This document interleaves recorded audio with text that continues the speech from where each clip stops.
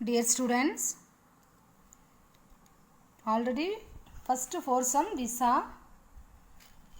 Now we are going to see fifth sum. Using the figure, answer the following question and justify your answer. அதாவது இந்த 5 கொஸ்டினுக்கும் answer கண்டுபிடிச்சு அதை அந்த answer எப்படி வந்துச்சு நம்ம ஜஸ்டிஃபை பண்ண சொல்லியிருக்காங்க. Okay, so see the figure. First question, see. Is angle 1 adjacent to angle 2 அப்படின்னா என்ன அர்த்தம் அப்படின்னா இது வந்து எஸ் ஆர் நோ கொஸ்டின். எஸ்ஸா நோவா அப்படின்னு கேட்டிருக்காங்க. அப்போ எஸ் அப்படின்னா எஸ்ன்னு எழுதி இது எஸ் ஆர் நோ கொஸ்டின். அப்போ எஸ்ன்னு எழுதி அது கூட ரீசன் எழுதணும். ஓகே, அப்போ ஆங்கிள் 1 ஆங்கிள் 2க்கு அட்ஜசென்ட்டா? நம்ம அட்ஜசென்ட் ஆங்கிள்ஸ்னால் நமக்கு தெரியும். அட்ஜசென்ட் ஆங்கிள்ஸோட டெஃபினிஷன் என்ன பார்த்தா ஒரு காமன் ஆர்ம் இருக்கணும், காமன் வெர்டெக்ஸ் செட் இருக்கணும், நெக்ஸ்ட்டு டு நாட் ஓவர்லேப்பிங் ஆங்கிள்ஸாக இருக்கணும். அதாவது ஓவர்லேப்பிங் அப்படின்னா என்ன அர்த்தம் அப்படின்னா அந்த interior angle to not overlapping. நான் ஓவர்லேப்பிங் அப்படிங்கிறது உங்களுக்கு சொல்லலை அப்படின்னு பாருங்கள். ஓவர்லேப்பிங் அப்படின்னா ஒன்றும் இல்லை, நத்திங் பட் இப்போ இந்த மாதிரி ஒரு ஆங்கிள்ஸ் இருக்குது சரியா. இப்போ இதில் வரையிறேன் பாருங்கள் ஒரு ஆங்கிள்ஸ்.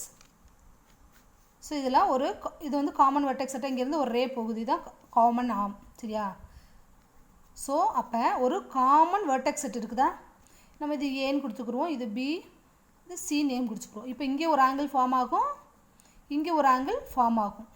ஸோ இது வந்து என்னது அட்ஜசென்ட் ஆங்கிள், ஏன்னா ஒரே ஒரு காமன் ஆர்ம் போகுது, ஒரே ஒரு vertex set, common vertex set தான். இந்த ஆங்கிளுக்கும் இதான் காமன் வெர்டெக்ஸ் செட், இந்த ஆங்கிளுக்கும் இதான் காமன் வெர்டெக்ஸ் செட், ஒரே ஒரு காமன் ஆர்ம் போகுது. இந்த ரெண்டு ஆங்கிளுக்கும் இதுதான் காமன் ஆர்ம். அப்போ ஓவர்லேப்பிங் அப்படின்னா என்ன அர்த்தம் அப்படின்னா இந்த ஒரு ஆங்கிள்லையே இப்போ இந்த மாதிரி, ஸோ இதே மாதிரி காமன் ஆர்ம் போகும், ஒரே ஒரு வெர்டெக்ஸ் செட் இருக்கும். பட் என்ன அது ஆங்கிள் வந்து ஒரு ஆங்கிள் மேலே இன்னொரு ஆங்கிள் ஃபார்ம் ஆகிருக்கும். இதில் வந்து காமன் வெர்டெக்ஸ் செட் இருக்காது பாருங்கள். இந்த இங்கே ஆங்கிள்ஸ் இருக்குது அப்படின்னா அனதர் ஆங்கிள் எப்படி இருக்குமா, இந்த ஹோல் ஆங்கிள்ஸ் இருக்குமா. இதுக்கு பேர் தான் ஒரு ஆங்கிள்குள்ளேயே இன்னொரு ஆங்கிள் ஃபார்ம் ஆகுறது. இப்போ இங்கே பார்த்தீங்க அப்படின்னா தனித்தனியாக இருக்குது ஆங்கிள்ஸ் அப்படின்னா என்னது, இது வந்து அட்ஜசென்ட் ஆங்கிள். இங்கே ஒரு ஆங்கிள்ஸ் இங்கே இருக்கும், ஒரு ஆங்கிள் இங்கே இருக்கும், அனதர் ஒன் ஆங்கிள் இங்கே இப்படி கொடுத்துருப்பாங்க. இது 30 டிகிரினா இது ஒரு 60 டிகிரி, இந்த மாதிரி ஒரு ஆங்கிள்குள்ளேயே இன்னொரு ஆங்கிள் இந்த மாதிரி இருந்துச்சு அப்படின்னா இதான் ஓவர்லேப்பிங் ஆங்கிள். இப்போ ஃபார் எக்ஸாம்பிள் இது ஒரு 30 டிகிரின்னு கொடுத்துருவாங்க.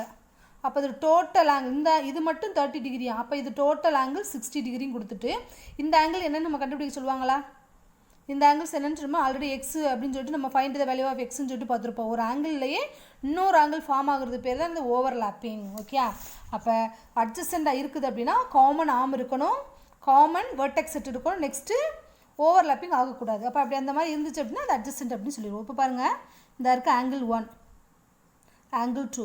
ஆங்கிள் 1 எப்படி எழுதலாம், ஏஓஇ, ஏஓஇன்னு எழுதலாம். நெக்ஸ்ட் இதுதான் ஆங்கிள் 1. நெக்ஸ்ட் ஆங்கிள் 2 எப்படி எழுதலாம், ஏஓபி, ஏஓபின்னு எழுதலாம், இல்லைனா பிஓஏன்னு கூட எழுதலாம். ஓகே, அப்போ இது ரெண்டு அட்ஜசென்ட் அப்படின்னா காமன் வெர்டெக்ஸ் இருக்குன்னு பாருங்கள். காமன் ஒரே ஒரு ஓ, இங்கேயும் ஓ இருக்குது, இங்கேயும் ஓ இருக்குது, இங்கே ஓஏ இருக்கா ஒரு காமன் ஆம், அதே மாதிரி இங்கே பாரு இங்கேயும் ஓஏ, இந்த இதுதான் காமன் ஆம். அப்போ இங்கேயும் ஓஏன்னு இருக்குது, இங்கேயும் ஓஏ இருக்குது, காமன் வெர்டெக்ஸ் செட் இருக்கும், ஓவர்லேப்பிங் ஆகலை, இது தனியாக இருக்குது, இது தனியாக இருக்குது. அப்போ என்னது இது அட்ஜசென்ட் தான், ஏன்னா ஒரே ஒரு காமன் ஆர்ம் இருக்குது, ஓஏ அப்படிங்கிற ஒரு காமன் ஆர்ம் இருக்குது, தனித்தனியாக இன்டர்செக்ட் ஆகலை, அதாவது ஓவர்லேப்பிங் ஆகலை. ஒரு ஆங்கிள் மேலே இன்னொரு ஆங்கிள், இது ஒரு ஆங்கிள் தனியாக இருக்குது, இது ஒரு ஆங்கிள் தனியாக இருக்குது, அப்படி இருக்கிறதுனால இது வந்து அட்ஜசென்ட் அப்படின்னு சொல்லலாம். அப்போ ரீசன் எப்படி எழுதலாம் அப்படின்னா yes since they have a common a அப்படின்னா இது வந்து காமன் வெர்டெக்ஸ் செட், ஒரே ஒரு காமன் வெர்டெக்ஸ் செட் இருக்குது. என்ன வெர்டெக்ஸ் செட்டு, ஓங்கிற ஒரே ஒரு வெர்டெக்ஸ் செட் இருக்குது. ஏஓஇக்கும் அந்த ஓங்கிற வெர்டெக்ஸ் செட் தான் இருக்குது ஆங்கிள் 1க்கு. ஆங்கிள் 2லேயும் பாருங்கள் ஏஓபி, அப்போ அதுவும் காமன் ஒரே ஒரு ஓங்கிற வெர்டெக்ஸ் செட் தான் இருக்குது. அதேமாதிரி காமன் நாம் என்னது ஓஏ. அப்போ ஓவர்லேப்பிங் ஆகலை, தனித்தனியாக இருக்கிறதுனால since they have a common vertex set, common நாம் and that interior do not overlap. அப்போ இன்டீரியர் ஆங்கிள் ஓவர்லேப்பிங் ஆகலை, தனித்தனியாக இருக்குது அப்படின்னு சொல்லிட்டு நம்ம ரீசன் எழுதிடலாம். ஓகேவா, first question. Second question, is angle AOB adjacent to BOE, அதாவது ஏஓபியும் பிஓஇயும் அட்ஜசென்ட்டா அப்படின்னு கேட்டிருக்காங்க. பாருங்கள் இப்போ ஏஓஇ எங்கே இருக்குது, இந்த இருக்குது ஏஓபி, ஏஓபி, ஏஓபி இந்த இருக்குது. ஓகே, நெக்ஸ்ட்டு பிஓஇ எங்கே இருக்கடா இருக்குது, இந்த இருக்கு பாருங்க பிஓஇ. அப்போ நல்லா கவனி, ஏஓபி இந்த இருக்குது, பிஓஇங்கிறது டோட்டல் ஆங்கிள், டோட்டல் ஆங்கிளா? அப்போ இது அட்ஜசண்டா? ஒரு ஆங்கிள்ல இன்னொரு ஆங்கிள் ஃபார்ம் ஆகுது, ஓவர்லாப்பிங் ஆகுதா? அப்போ ஓவர்லாப்பிங் என்ன ஆகக்கூடாது? ஓவர்லாப்பிங் ஆச்சு அப்படின்னா அது வந்து அட்ஜசன்ட் கிடையாது, ஓவர்லாப்பிங் ஆகாமல் இருக்கணும். அப்போ இதுலேயே கண்டுபிடிச்சிடலாம். ஆனால் ஒரே ஒரு வெர்டெக்ஸ் செட்டு தான் இருக்குது, காமன் ஆர்ம் இருந்தாலுமே நம்மளுக்கு 3 கண்டிஷன் அட்ஜசன்ட் ஆங்கிளில் 3 கண்டிஷன் ஃபார்ம் ஆகணும். ஒன்று காமன் வெர்டெக்ஸ் செட் இருக்கணும், காமன் ஆர்ம் இருக்கணும், டு நாட் ஓவர்லாப்பிங், அதாவது இன்டீரியர் டு நாட் ஓவர். இப்போ 3 கண்டிஷன் ஓகே ஆனால் தான் நம்ம அட்ஜசன்ட் சொல்லுவோம். பட் இங்கே நம்மளுக்கு ஓவர்லாப்பிங் ஆகுது. அப்போ இது என்ன சொல்லிடலாம்? No they have overlapping interior வந்து ஓவர்லாப்பிங் ஆகுது. No they have overlapping interior அப்படின்னு எழுதிடலாம். ஓகேவாம்மா? இது பாருங்கள், ஏஓபிங்கிறது இந்த ஆங்கிள் தான், பிஓங்கிறது இது டோட்டல் ஆங்கிள். அப்போ ஒரு ஆங்கிள்குள்ளேயே இன்னொரு ஆங்கிள் ஃபார்ம் ஆகுறதுனால இது ஓவர்லாப்பிங் ஆகுது. அப்போ எப்படி எழுதலாம் அப்படின்னா, second question, no they have overlapping interior, அதனால் இது அட்ஜசன்ட் கிடையாது அப்படின்னு நம்ம எழுதிடலாம். ஓகேவாம்மா? ஓகே. தேர்டு கொஸ்டின் பாருங்கடா. So see third question, does angle BOC and angle BOD form a linear pair? அது வந்து ஒரு லீனியர் பேரா அப்படின்னு கேட்டிருக்காங்க. ஸோ லீனியர் பேர்னால் நம்மளுக்கு தெரியணும் எப்படி? So sum of the angles என்ன வரணும்? ஒரு சப்ளிமெண்ட்ரியாக வரணும், அதாவது 180 டிகிரி நம்மளுக்கு கிடைக்கணும். ஓகே. அப்போ தேர்டு சம் என்ன சொல்கிறாங்க? BOC and BOD form a linear pair. அப்போ லீனியர் பேர் அப்படின்னா டெஃபினிஷன் என்னடா? லீனியர் பேர் அப்படின்னா ஒரு ஸ்ட்ரைட் லைனில் sum of the adjacent angle, அதாவது ஒரு ஸ்ட்ரைட் லைன், இந்த மாதிரி ஒரு ஸ்ட்ரைட் லைனில் ஒரு லீனியர் பேருடைய டெஃபினிஷன் என்ன சொல்லுது அப்படின்னா, ஒரு ஸ்ட்ரைட் லைனில் sum of the adjacent angle. So இந்த மாதிரி ஒரு லீனியர் பேர் இருக்கும், அதில் ஒரு ரே ஃபார்ம் ஆகும். இதில் இந்த sum of the adjacent angles எப்படி இருக்குமா? Sum of the adjacent angles ரெண்டையும் ஆட் பண்ணால் நமக்கு 180 கிடைக்கணும். அப்படி கிடச்சிச்சு அப்படின்னா அதை வந்து நம்ம லீனியர் பேர் அப்படின்னு சொல்லுவோம். ஒரு ஸ்ட்ரைட் லைனில் சம் ஆஃப் த ஆங்கிள்ஸ் என்ன வரணுமா? அதாவது sum of the adjacent angle, பக்கத்து ஆங்கிள் அப்படின்னு சொல்லுவோம். அடுத்தடுத்த ஆங்கிள்ஸை ரெண்டையும் ஆட் பண்ணால் நமக்கு 180 வரணும். அப்படி வந்துச்சு அப்படின்னா அது லீனியர் பேர் அப்படின்னு சொல்லிட்டு நம்ம ப்ரூஃப் பண்ணலாம். பட் இங்கே கிடைக்குதான்னு பார்ப்போமா? பிஓசி எங்கேடா இருக்குது? இந்த நான் இந்த மாதிரி எழுதியிருக்கேன். ஓகே. அப்போ சி த ஃபிகர் பிஓசி இந்த இருக்குது. பிஓசி உங்கள் புக்கிலே பாருங்கள். பிஓசி ஒரு ஸ்ட்ரைட் லைனாக வந்துருச்சு. நல்லா பாருங்கடா. பிஓசி அதான் கேட்டிருக்காங்க. பிஓசியும் பிஓடி இது ரெண்டையும் ஃபார்ம் பண்ணால் நமக்கு லீனியர் பேர் கிடைக்குமா? அதாவது ரெண்டையும் ஆட் பண்ணா அப்படின்னு கேட்டிருக்கான். அப்போ பிஓசியே நம்மளுக்கு 180 வந்துடுது, ஏன்னா அது ஒரு ஸ்ட்ரைட் லைன். அப்போ இதோட இந்த பிஓடி இதோட எக்ஸ்ட்ரா அந்த ஆங்கிள் 3 இந்த பிஓடி ஆட் பண்ணும்போது இதை விட அதிகமாக தான் நம்பர்ஸ் வரும். 180 விட அதிகமாக தான் நமக்கு நம்பர்ஸ் வரும். அப்படி வந்துச்சுன்னா அது லீனியர் பேராக வருமா? ஏன்னா லீனியர் பேர்னா 180 வரணும். அப்போ பிஓசியே ஒரு 180னா அதோட ஒரு பிஓடியே ஆட் பண்ண சொல்லியிருக்காங்க. இது ரெண்டையும் தான் ஃபார்ம். அப்போ இதுவே 180னா அதை விட இது அதிகமாக வரும். கண்டிப்பாக இதில் ஏதோ ஒரு சம்திங் பிஓடியில் ஒரு 5 டிகிரியோ 80 டிகிரியோ இருக்குன்னா கண்டிப்பாக இதை விட 180 விட அதிகமாக தான் வரும். அப்போ இது லீனியர் பேரை ஃபார்ம் பண்ணாது. ஏன்னா லீனியர் பேர்னா 180 வரணும். Sum of the adjacent angle, அதாவது அடுத்தடுத்த ஆங்கிள்ஸ், இந்த ரெண்டு பிஓசியையும் இந்த ஆங்கிள்ஸையும் இதையும் ஆட் பண்ணால் நமக்கு 180 வரணும். பட் பிஓசிங்கிறது ஒரு ஸ்ட்ரைட் லைன். பாருங்கள், பிஓசி அப்படிங்கிறது ஒரு ஸ்ட்ரைட் லைனாக இருக்குது. பிஓசி அதுவே ஒரு ஸ்ட்ரைட் லைன். அப்போ அதுவே 180 ஃபார்ம் பண்ணிடும். அதோட இந்த பிஓடியை ஆட் பண்ண சொல்கிறாங்க. அதோட இந்த பிஓடியும் ஃபார்ம் பண்ணால் லீனியர் பேர்னால் கண்டிப்பாக கிடைக்காது. சரியா? அதான் நான் இங்கே எழுதியிருக்கேன். 180 பிஓசிங்கிறது 180 பிஓடி இது ரெண்டே இது ஃபார்ம் பண்ணால் நமக்கு ஒரு லீனியர் பேர்னால் கண்டிப்பாக வராது. ஏன்னா இதோட அதிகமாக நம்மளுக்கு வேல்யூ தான் வரும். சரியா? அப்போ எப்படி எழுதலாம்? Reason no. தேர்டு ஒனுக்கு ரீசன் நோ. சின்ஸ் எதனால் அப்படின்னா இந்த பிஓசி அப்படிங்கிறது ஒரு ஸ்ட்ரைட் லைன். அப்போ தேர் சம் வில் எக்ஸீடு 180. அப்போ கண்டிப்பாக அதனுடைய அந்த பிஓசியை நான் சொல்லியிருக்கேன்ல, 180யும் ப்ளஸ் பிஓடி, அப்போ இது ரெண்டையும் ஆட் பண்ணால் கண்டிப்பாக 180 விட எக்ஸீடாக தான் போகும். எக்ஸீட்னா அதிகமாக தான் போகும். ஸோ அதனால் இது வந்து என்ன கிடையாது, லீனியர் பேர் வராது. ஓகே. இப்போ no since BOC straight line their sum will exceed, இது ரெண்டையும் ஆட் பண்ணால் நம்மளுக்கு 180 விட அதிகமாக போகிறதுனால இது லீனியர் பேர் கிடையாது. லீனியர் பேர்னால் 180 வரணும். Okay. Next fourth sum. Are the angles COD and BOD சப்ளிமெண்ட்ரியா? இது ரெண்டையும் ஆட் பண்ணால் நமக்கு சப்ளிமெண்ட்ரி கிடைக்குதா அப்படின்னு கேட்டிருக்காங்க. சப்ளிமெண்ட்ரினா 180 வருமானு பார்ப்போமா? ஓகே. COD எங்கேடா இருக்குது? இந்த இருக்குது COD. நெக்ஸ்ட்டு BOD ஓகே, இது ரெண்டையும் ஆட் பண்ணால் நம்மளுக்கு வருதா அப்படின்னு இந்த இருக்குது பாருங்கள்.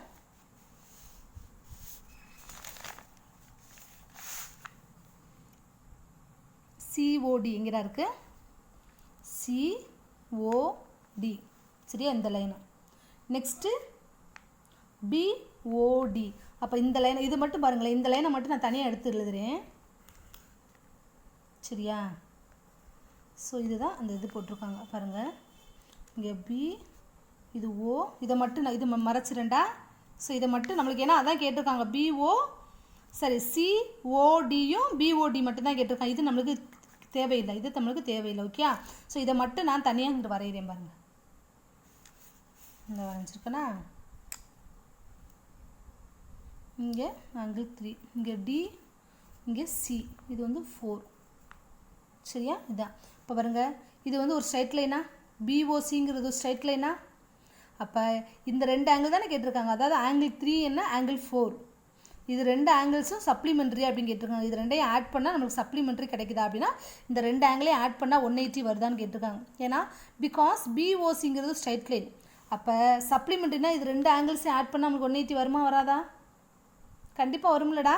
ஏன்னா ஸ்ட்ரைட் லைன் அப்படின்னா நல்லா ஞாபகம் வச்சுக்கோங்க, ஸ்ட்ரைட் லைன் இந்த இதாண்டா கேட்டிருக்காங்க சரியா. ஸோ இந்த வேல்யூ தான் கேட்டிருக்காங்க. அப்போ BOD இது ஆங்கிள் 3, இது ஒரு ஸ்ட்ரைட் லைன். அப்போ straight line angle in a straight line is a 180. ஒரு ஸ்ட்ரைட் லைனில் ஆங்கிள்ஸ் நம்மளுக்கு என்ன கிடைக்கும், 180 வரும். இது ரெண்டையும் ஆட் பண்ணால் நம்மளுக்கு 180 கிடைக்கும். அதாவது சப்ளிமெண்ட்ரினா 180 வரும். அப்போ இந்த COD அதுவும் BODயும் ஒரு சப்ளிமெண்ட்ரி. பிகாஸ் இது வந்து என்னது, ஒரு ஸ்ட்ரைட் லைன். ஓகே, ஏன்னா இது லீனியர் பேர்.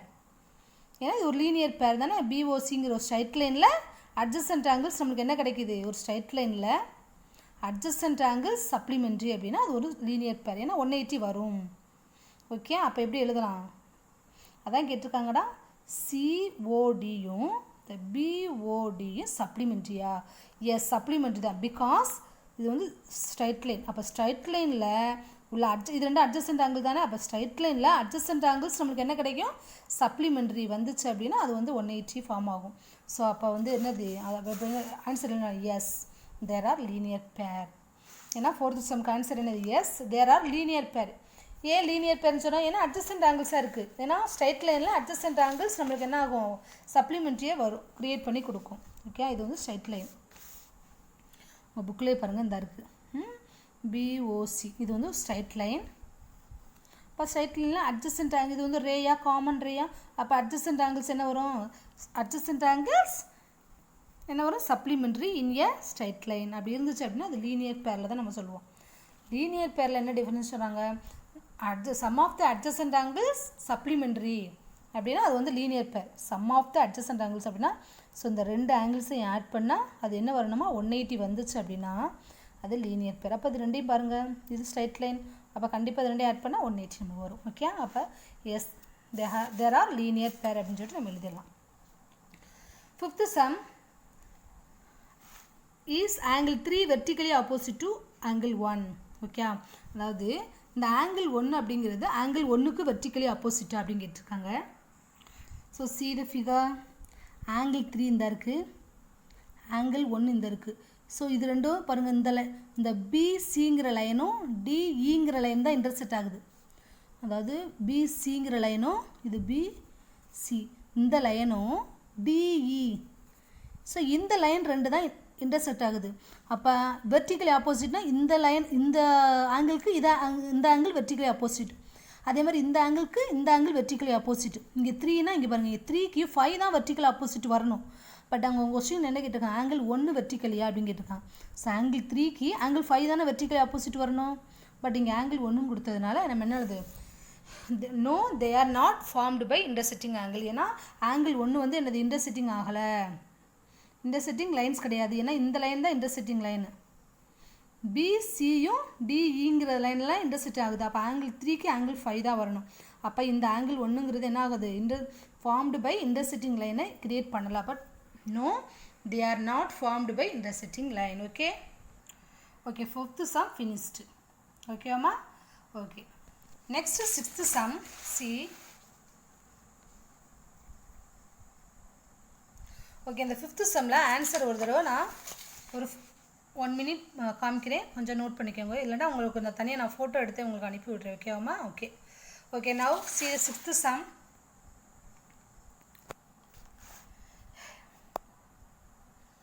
In the figure, POQ, ROS and TOU are straight line.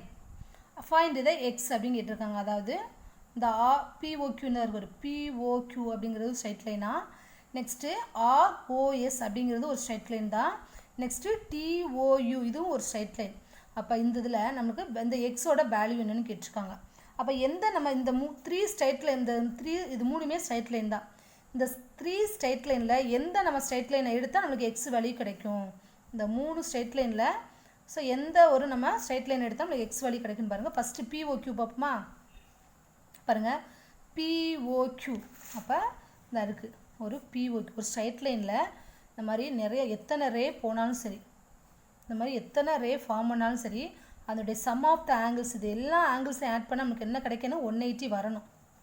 சரியா? ஒரு ரே இருக்குடா, இதில் எத்தனை ஆங்கிள்ஸ் எத்தனை ரே நம்மளுக்கு கன்வெர்ட் ஆனாலும் சரி, அந்த எல்லா சட்ஜசன்ட் ஆங்கிள் இது எல்லா ஆங்கிளையும் ஆட் பண்ணால் 180 வரணும். அதான் அந்த ஸ்ட்ரைட் லைனுடைய ரூல். இப்போ அதே மாதிரி பாருங்கள் POQ. அப்போ இது எல்லா ஆங்கிள்ஸையும் ஆட் பண்ணால் நம்மளுக்கு என்ன வரணும்? POQங்கிறது ஒரு ஸ்ட்ரைட் லைன். ஸோ இது எல்லா ஆங்கிள்ஸையும் ஆட் பண்ணால் 180 வரணும். ஓகே, இப்போ 45 டிகிரி நம்மளுக்கு ஒரு வேல்யூ தான் வருது. பாருங்கள், இந்த எக்ஸ் வேல்யூ தெரியாது, இந்த வேல்யூ நம்மளுக்கு இந்த ஆங்கிள்ஸ் தெரியாது, இந்த ஆங்கிள்ஸும் தெரியாது. அப்போ 3 ஆங்கிள்ஸ் நம்ம அன்னோன் வேல்யூவாக இருந்தால், ஒரே ஒரு அன்னோன் வேல்யூவாக இருந்தால் நம்ம ஈஸியாக கண்டுபிடிச்சிடலாம் இந்த எக்ஸ் வேல்யூ. அப்போ 3 அன்னோன் வேல்யூவாக இருக்கிறனால 3 வேல்யூ நம்மளுக்கு தெரியாது. அப்போ 3மே அன்னோன் வேல்யூவாக இருக்கிறனால கண்டுபிடிக்க கஷ்டம். அப்போ இந்த ஸ்ட்ரைட் லைனே விட்டுறணும். நெக்ஸ்ட்டு பார்ப்போம் ROS. அதை பார்ப்போமா? இந்த இருக்குது ROS. அப்போ ROS அப்படின்னா இதை நான் அழிச்சிடுறேன், அடுத்தது போடுறேன் பாருங்கள். ROS எங்கடா இருக்குது? இந்த இருக்குது ROS. இதை இங்கே வரும், இந்த ஆங்கிள்ஸை குறிக்கும். அப்போ 2 வேல்யூ நம்மளுக்கு தெரியுது, 2 வேல்யூ another 2 வேல்யூ அன்னோன் வேல்யூவாக இருக்குது. அப்போ இதாக ஒரு அன்னோன் வேல்யூவாக இருந்தால் ஈஸியாக கண்டுபிடிச்சாலும், அப்போ இதையும் நம்ம கண்டுபிடிக்க முடியாது. 45 47 தான் தெரியும் இந்த ஸ்ட்ரைட் லைனுக்கு, இது ரெண்டும் தெரியாது. ஸோ அப்போ இது விட்டுருவோம். அப்போ லாஸ்ட் என்ன இருக்குது? DOU. ஸோ அப்போ இந்த ஸ்ட்ரைட் லைன் வச்சு நம்ம கண்டுபிடிங்க. பாருங்கள், இது ஃபுல்லாத்தையும் ஆட் பண்ணால் நம்மளுக்கு 180 வரணும். அப்படி இப்போ பாருங்களேன், ஒரே ஒரு அன்னோன் 36 தெரியும், 47 45, இப்போ ஒரே ஒரு அன்னோன் வழி தானே இருக்குது இந்த ஸ்ட்ரைட் லைனில். அப்போ ஒரே ஒரு அன்னோன் வழி தெரியல அப்படின்னா இது எல்லாத்தையும் ஆட் பண்ணி நம்ம 180லேருந்து மைனஸ் பண்ணிடலாம் ஈஸியாக. இது எல்லாத்தையும் இதெல்லாம் ஸ்ட்ரைட் லைன் தானடா, அப்போ 180லேருந்து இந்த 3 வேலையும் ஆட் பண்ணி சப்ராக்ட் பண்ணால் நம்ம பிக்கு எடுத்த எக்ஸ் வேல்யூ ஈஸியாக கிடச்சிடலாம். அப்போ எந்த ஸ்ட்ரைட் லைன் எடுத்துக்கிறோம்? DOU. ஸோ அந்த ஸ்ட்ரைட்டில் தான் நம்ம ஸோ 6th சம் C ஒரு சொல்யூஷன் எழுதி வைக்க பாருங்கள். அப்போ DOU அப்படிங்கிற ஸ்ட்ரைட் லைனை தான் நம்ம எடுத்துக்கிறோம். ஓகே, 3 ஸ்ட்ரைட் லைன் இருந்தாலுமே நம்மளுக்கு சூட்டபுளாக இருக்கக்கூடியது DOU. அப்போ DOU சரியா, இந்த ஆங்கிள்ஸ் எடுத்தால் தான் இது எல்லாத்தையும் ஆட் பண்ணால் நம்மளுக்கு இந்த எக்ஸ் வேல்யூ ஈஸியாக கண்டுபிடிச்சிடலாம். 180லேருந்து டேரெக்டாக சப்ராக்ட் பண்ணிடலாம். அப்போ DOU is a straight line, angles in a straight line. அப்போ ஸ்ட்ரைட் லைனுடைய ஆங்கிள்ஸ் என்ன வரும் நம்மளுக்கு தெரியும்? 180 தெரியும். அப்போ ஸ்ட்ரைட் லைனுடைய ஆங்கிள்ஸ் என்னென்ன ஆங்கிள்ஸ்லாம் இருக்குது ஸ்ட்ரைட் லைனில்? இந்த ஸ்ட்ரைட் லைனில் DOU இந்த ஸ்ட்ரைட் லைனில் என்னென்ன ஆங்கிள்ஸ்லாம் இருக்குது? 36 47 45 x is equal to 180. So இது எல்லாத்தையும் ஆட் பண்ணால் 180 வரும். சரியா? So we want x, so 180 go this side என்னவாயிரும்? நெகட்டிவ் ஃபார்ம் ஆயிரும், பிகாஸ் இங்கே பாசிட்டிவில் இருக்குது. அப்போ சப்ராக்ட் பண்ணால் 52 டிகிரி. ஸோ இதான் எக்ஸோட வேல்யூ. சரியா? அதான். ஸோ ரொம்ப ஈஸியான சம் தான்டா. Okay, next 7th sum. See 7th sum. In the figure, AB is a parallel to DC. So ABங்கிற லைனுக்கு CD எப்படி இருக்கான்? parallel இருக்கான். Find the value of angle 1 and angle 2. So angle 1 angle 2ங்கிற வேல்யூவை கண்டுபிடிக்கணுமா? Next justify your answer. So அந்த ஆன்சரை நம்ம கண்டுபிடிக்க வச்சுருக்கோம். அந்த ஆன்சர் எப்படி வந்துச்சு அப்படிங்கிறது ஜஸ்டிஃபை பண்ண சொல்லியிருக்காங்க, செக் பண்ண சொல்லியிருக்காங்க. அந்த ஆன்சர் ரெண்டும் எப்படி வந்துச்சுன்னு செக் பண்ண சொல்லியிருக்காங்க. Okay C. So see the figure 7th sum பாருங்கள். இப்போ ஏபிங்கிற லைனுக்கு சிடிங்கிறது பேரலாக இருக்கும். சரியா? இந்த சிடிங்க இந்த ஏபிங்கிற லைன் இந்த இருக்குடா, சிடிங்கிறத கொஞ்சம் எக்ஸ்டெண்ட் பண்ணியிருப்போம். சரியா? இந்த இங்கே ஷார்ட்டாக கொடுத்துருக்காங்க, அதை கொஞ்சம் எக்ஸ்டெண்ட் பண்ணிடுவோம். இப்போ எக்ஸ்டெண்ட் பண்ணால் நமக்கு புரிஞ்சிடும். இதை கொஞ்சம் எக்ஸ்டெண்ட் பண்ணியாச்சா, இதை அதுமாதிரி இந்த மாதிரி எக்ஸ்டெண்ட் பண்ணிக்க. சி டி, இங்கே ஏ, இங்கே பின்னு இந்த மாதிரி லைன் இருக்குது. ஏபிக்கு சிடி பேரலாக இருக்குது, ஷார்ட்டாக கொடுத்துருக்கோம், கொஞ்சம் நம்ம எக்ஸ்டெண்ட் பண்ணிக்கிறோம். இப்போ எது டிரான்ஸ்வர்சலாக போகுதுன்னு பாருங்க. இப்போ இந்த ஆங்கிள்ஸை மறைச்சிருவோம். ஓகே, ஆங்கிள் 1 மட்டும் இப்போ கண்டுபிடிப்போம். இப்போ இதை மறைச்சாச்சு, இந்த ஆங்கிளில் மறைச்சிருவோமா? அப்போ இதுதான் டிரான்ஸ்வர்சலாக போகுது. அப்போ இது டிரான்ஸ்வர்சல் ஆகுது. அப்போ இங்கே ஆங்கிள் 1 ஆகுது, இங்கே என்ன ஆகுது? இங்கே ஆங்கிள் 30. இந்த டிரான்ஸ்வர்சலுங்கிறத நம்ம கொஞ்சம் எக்ஸ்டெண்ட் பண்ணிடுவோம். இந்த மாதிரி கொஞ்சம் எக்ஸ்டெண்ட் பண்ணிட்டோம்னா உங்களுக்கு புரிஞ்சிடும். இதுதான் டிரான்ஸ்வர்சல் ஆகுது இந்த லைன். அப்போ இந்த லைனை மட்டும், ஏன்னா நம்ம ஆங்கிள் 1 ஃபஸ்ட்டு கண்டுபிடிக்கிறதுனால இந்த ஆங்கிள்ஸை நான் மறைச்சிட்டேன். அப்போ இந்த லைனை இந்த டிரான்ஸ்வர்சலில் கொஞ்சம் நான் எக்ஸ்டெண்ட் பண்ணி இந்த மாதிரி போட்டிருக்கேன். இப்போ ஆங்கிள் 1 நம்ம ஃபைண்ட் அவுட் பண்ணணும். ஓகே, ஆங்கிள் 1 ஃபைண்ட் அவுட் பண்ண போகிறோம். ஸோ சீரையே ஆங்கிள் 1 இந்த 30யும் இன்டீரியர் ஆங்கிள்ஸா? ஏன்னா இது வந்து என்னது, இந்த பேரல் லைனுக்கு பிட்வீனில் இருக்குது. அப்போ இது வந்து இன்டீரியர் ஆங்கிள்ஸ். பட்டு எப்படிப்பட்ட இன்டீரியர் ஆங்கிள்ஸ் அங்கே இருக்குது? எப்படிப்பட்டதாக இன்டீரியர் ஆங்கிள்ஸாக இருக்குன்னா அல்டர்னேட்டிவ் இன்டீரியர் ஆங்கிள்ஸாக இருக்குது. பாருங்கள், இதுக்கு ஆப்போசிட்டாக இருக்கா? அப்போ alternative interior angles are equal நம்ம படிச்சிருக்கோமா? அப்போ அது எப்படி எழுதலாம்? ஆங்கிள் 1 ஆங்கிள் 1 ஈக்குவல் டு எவ்வளோ வருது? 30 டிகிரி. ஸோ எப்படி எதனால் நம்ம 30 டிகிரி எழுதணும்? அல்டர்னேட்டிவ் ஆங்கிள்ஸ் ஆர் ஈக்குவல் அப்படின்னு நம்ம ப்ராக்கெட்டில் எழுதிடணும். ஓகே, இப்போ அதே மாதிரி இப்போ செகண்ட் பார்ப்போமா? ஆங்கிள் 2. இப்போ இந்த ஆங்கிளை மறைச்சிடணும். இந்த ஆங்கிளை மறைச்சிட்டு இப்போ ஆங்கிள் 2வையும் ஆங்கிள் 8ஐயும் பாருங்கள். இதை கொஞ்சம் எக்ஸ்டெண்ட் பண்ணிடுவோமா இந்த ஆங்கிளை? ஓகே, இப்போ நான் இந்த லைனை மறைச்சிடுறேன். ஓகே, இந்த டிரான்ஸ்வர்ஸை மறைச்சிடுவோமா? இப்போ பாருங்கள், ஆங்கிள் 2 அங்கே ஆங்கிள் 8. ஆங்கிள் 2வும் 8ஐயும் பாருங்கள் அல்டர்னேட்டிவ் இன்டீரியராக இருக்கா? அதாவது ஆப்போசிட்டாக இருக்கா ஆங்கிள் 2வும் ஆங்கிள் 8ம். அப்போ இதை நம்ம பாருங்கள், இந்த தான் மறைச்சிட்டோம் அப்படின்னா ஆங்கிள் 2வும் ஆங்கிள் 8ம் பார்க்கணும். அப்போ இது அல்டர்னேட்டிவ் இன்டீரியராக இருக்குங்களா? அப்போ alternative interior angle sir equal தானே? அப்போ ஆங்கிள் 2 ஈக்குவல் டு 80. எதனால 80 நம்ம போட்டிருக்கோம்? Alternative interior angle sir equal. இங்கேயே நம்ம இன்டீரியர் போட மறந்துட்டோம். சரியா, வெறும் அல்டர்னேட்டிவ் போடக்கூடாது, alternative interior angle sir equal. So அப்போ ஆங்கிள் 130 ஆங்கிள் 2 சார் 80 போட்டாச்சா? ஸோ அவ்வளோதான் கேட்டோம், ஆங்கிள் 1 ஆங்கிள் 2. ஸோ ஏபிங்கிறது சிடிக்கு பேரலாக இருக்கனால இதை கொஞ்சம் எக்ஸ்டெண்ட் பண்ணிட்டோம் அப்படின்னா ஃபஸ்ட் ஆங்கிள் 1 நம்ம கண்டுபிடிக்கணும்.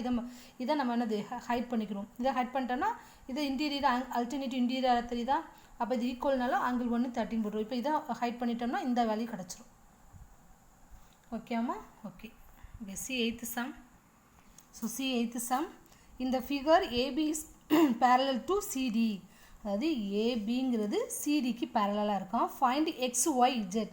ஸோ அதை மட்டும் கண்டுபிடிச்சிருக்காங்க. ஃபஸ்ட்டு எக்ஸ் வேல்யூ, ஃபஸ்ட்டு நம்ம ஒய் வேல்யூ கண்டுபிடிப்போம். ஸோ இந்த பாருங்கள், சிடிங்கிற லைனும் இந்த ஜிங்கிற லைனும் இன்டர்செக்ட் ஆகுதா? அப்போ இன்டர்செக்ட் ஆகும்போது vertically opposite angles are equal தானே?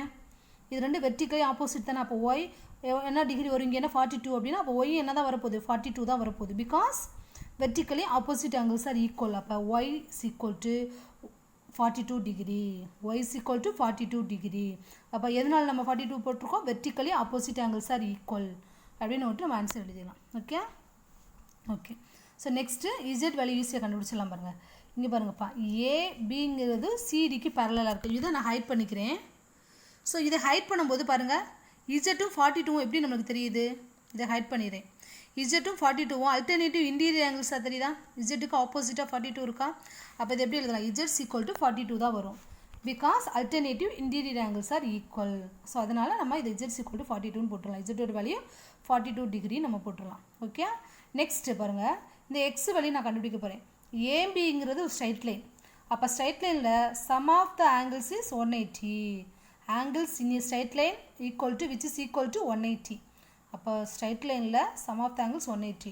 அப்போ ஏபிங்கிறது ஸ்ட்ரைட் லைனால் எக்ஸு 63 இஜெட் இந்த 3 ஆட் பண்ணால் நமக்கு 180 கிடைக்கணும். அப்போ எக்ஸுக்கு தெரியாது, 63 இஜெட்டோட வேல்யூ ஆல்ரெடி ஃபைண்ட் அவுட் பண்ணி வச்சுருக்கோம் 42ன்னு. அப்போ இது ரெண்டையும் ஆட் பண்ணால் 105 ஆங்கிள்ஸ்ன்னு கிடைக்கும். ஸோ 105 கோ திஸ் சைட் நெகட்டிவாக மாறிடும். அப்போ சப்ராக்ட் பண்ணால் 75 டிகிரி. அப்போ எக்ஸோட வேல்யூ 75 டிகிரி, ஒய்யோட வேல்யூ 42 டிகிரி, இஜெட்டோட வேல்யூ 42 டிகிரி. ஸோ ரொம்ப ஈஸியான sum. Okay okay. 9th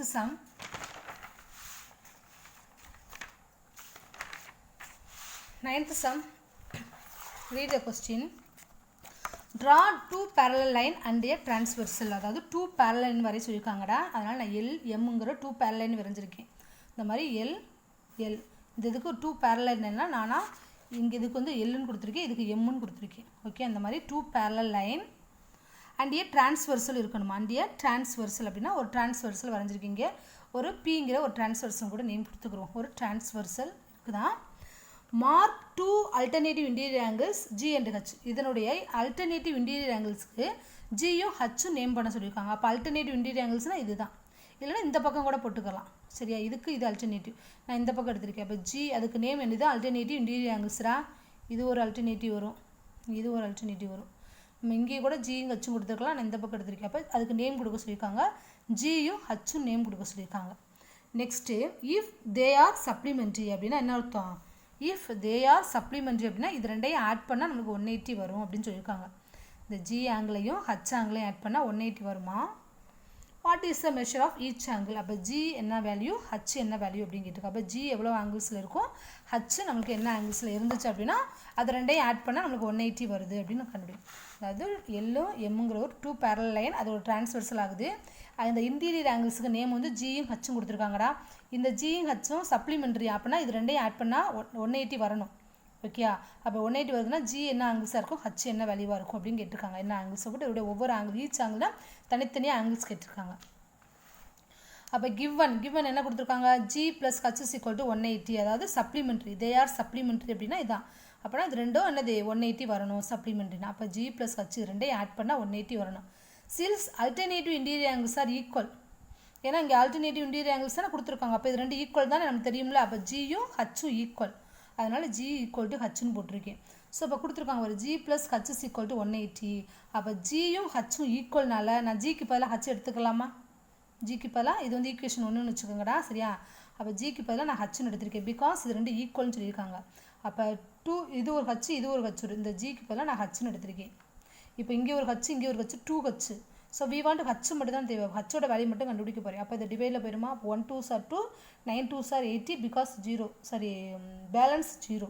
okay, 1 2s are 2, 9 2s are 8, 18 balance இருக்கக்கூடிய 0. அப்போ 90 டிகிரி ஹச்சோட வேல்யூ கண்டுபிடிச்சிட்டோம்.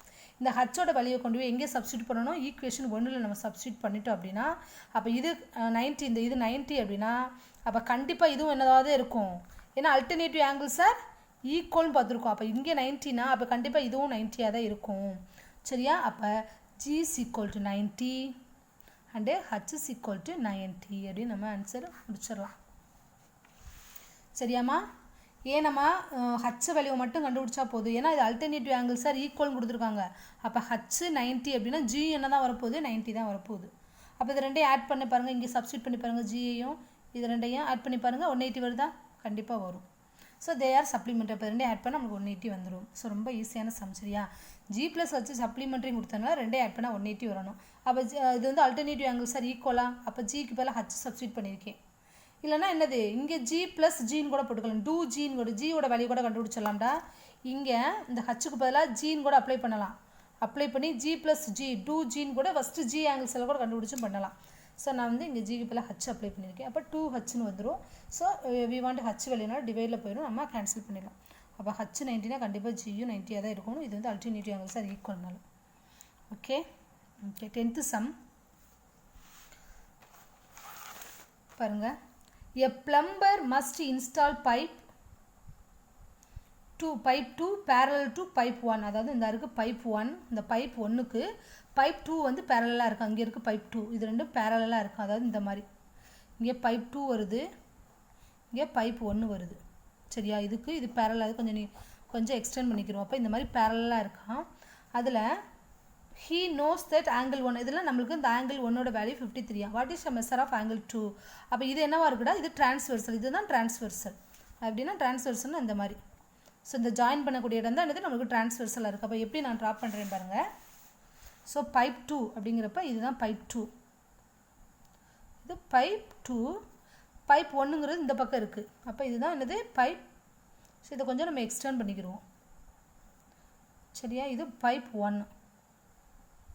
அப்போ pipe 1ம் pipe 2ம் பேரலாக இருக்கும். அதில் ஒரு டிரான்ஸ்வர்சலும் இருக்குது. அதில் ஆங்கிள்ஸ் 1 வந்து இந்த கொடுத்துருக்காங்க ஒரு, இங்கே ஆங்கிள்ஸ், இதுதான் ஆங்கிள்ஸ் 1. ஸோ இதுதான் என்னது டிரான்ஸ்ஃபர் பாருங்கள், அது மாதிரி டாட் மாதிரி கொடுத்துருக்காங்க. இது டிரான்ஸ்வர்சல், இது ஒரு பேரல் லைன், இது ஒரு பேரல், கொஞ்சம் எக்ஸ்டெண்ட் பண்ணிக்கிறோம் இந்த லைனை. சரியா, எக்ஸ்டெண்ட் பண்ணிட்டோம். இதுதான் பேரலல். அதில் ஆங்கிள்ஸ் 1 வந்து இங்கே இருக்குது. அப்போ ஆங்கிள்ஸ் 1 கொடுத்துட்டாங்க, எவ்வளவு 53ன்னு கொடுத்துட்டாங்க. ஸோ ஆங்கிள் 2 நம்ம கண்டுபிடிக்கணும். சரியா, இப்போ என்னது ஆங்கிள் 2ஓட வேல்யூ தான் கண்டுபிடிக்கணும். So C is very very ஈஸியான சம் தான்டா. பாருங்கள், இது எப்படிமா இருக்குது ஆங்கிள் 1 ஆங்கிள் 2 பார்க்கும்போது உங்களுக்கு ஏதாவது ஞாபகத்துக்கு வருதா? இந்த ஆங்கிள் 1 ஆங்கிள் 2 பார்க்கும்போது உங்களுக்கு ஏதாவது ஞாபகத்துக்கு வருது? இது வந்து இன்டீரியர் ஆங்கிள்ஸ் தானே. இந்த இன்டீரியர் ஆங்கிள்ஸ் சேம் சைடாக இருக்கா? ஆல்டர்னேட்டிவ் ஆப்போசிட்டாக இருந்தால் நம்ம ஈஸியாக ஆங்கிள் 2வும் 53ன்னு போட்டுடலாம். பட் இது சேம் சைடாக இருக்கா? அப்போ interior angle same side of the transversal are supplementary நம்ம பார்த்துருப்போம். சரியா? இந்த இங்கே ஒரு நம்ம சம் பார்த்தோம்ல, சேம் சைடாக இருந்துச்சு அப்படின்னா இன்டீரியர் ஆங்கிள் சேம் சைடாக இருந்துச்சுன்னா இது ரெண்டையும் ஆட் பண்ணால் 180 வரும்னு நமக்கு தெரியும். ஸோ அந்த நம்ம ரூலை தான் இங்கே யூஸ் பண்ண போகிறோம். அப்போ ஆங்கிள் 1 ஆங்கிள் 2 ஈக்குவல் டு 180 வரணும். ஓகே, ஏன் அப்படின்னு, because interior angles lie on the same side of transversal or supplementary. சரியா? இன்டீரியர் ஆங்கிள் சேம் சைடாக இருந்துச்சுன்னா இது சப்ளிமெண்ட்ரி. அப்போ ஆங்கிள் 1 நமக்கு தெரியும் 53, ஆங்கிள் 2 தான் கண்டுபிடிக்க போகிறோம். ஸோ ஆங்கிள் 2 தான் வேணும். இப்போ 53 சப்ராக்ட் பண்ணிடுவோமா? -53. அப்போ ஆங்கிள் 2 என்னடா வரும்? 180. 53 சப்ராக்ட் பண்ணுங்கள், 7, இங்கே 2. அப்போ இங்கே என்ன வரும்? 127. ஓகே, ஸோ அவ்வளோதான். ஸோ ரொம்ப ஈஸியான சம் தான்டா. சரியாம்மா? ஸோ ரொம்ப ஈஸியான சம்.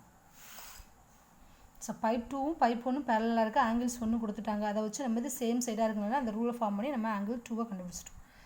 Okay, thank you students.